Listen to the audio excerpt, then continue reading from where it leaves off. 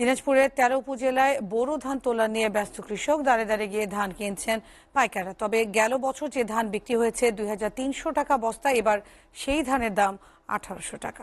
এতে ক্ষতির মুখে পড়েছেন কৃষকরা। তবে কৃষি বিভাগ বলছে শ্রমিক সংকট নিরসনে কৃষিকে যান্ত্রিকীকরণ করা হয়েছে। আগামীতে বাড়বে ধানের দাম। দিনাজপুর প্রতিনিধি খাদেমুল ইসলামের প্রতিবেদনে বিস্তারিত। দিনাজপুরের এই অঞ্চলে ধান মাড়াই চলছে রাস্তার দুই ধারে যান্ত্রিক উপায়ে।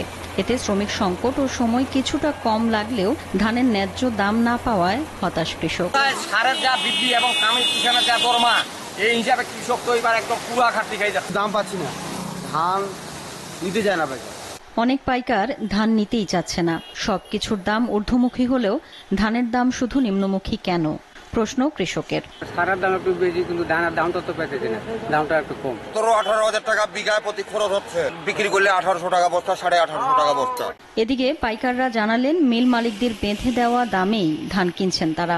ধানের বাজার চলতেছে ১৯১০, ২০, ৫০, ১৮.৫, এরকম চলতেছে।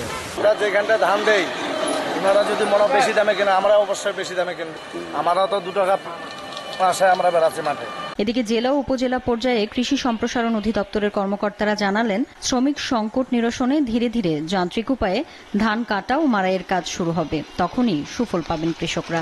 উচ্চ ফলনশীল ধানের চালের ক্ষেত্রে আমাদের লক্ষ্যমাত্রা ছিল ৪.৩১ মেট্রিক টন পার হেক্টর। যে দুটি জায়গাতেই আমরা আশা করছি যে কাঙ্ক্ষিত যে টার্গেটটি আমাদের, সেই টার্গেটের চেয়ে আমরা বেশি চলে যেতে পারবো। সরকার উপলব্ধি করেছে যে যান্ত্রিকীকরণ অত্যন্ত গুরুত্বপূর্ণ। আমরা সরকারের সেই কাজের অংশ হিসেবে, নির্দেশনার অংশ হিসেবে মাঠ পর্যায়ে কৃষকদের মাঝে ভর্তুকির আওতায় বিভিন্ন কৃষি যন্ত্রপাতি সরবরাহ করে যাচ্ছি। শতকরা ৫০% ভর্তুকিতে এসব যন্ত্রপাতি দেওয়া হচ্ছে।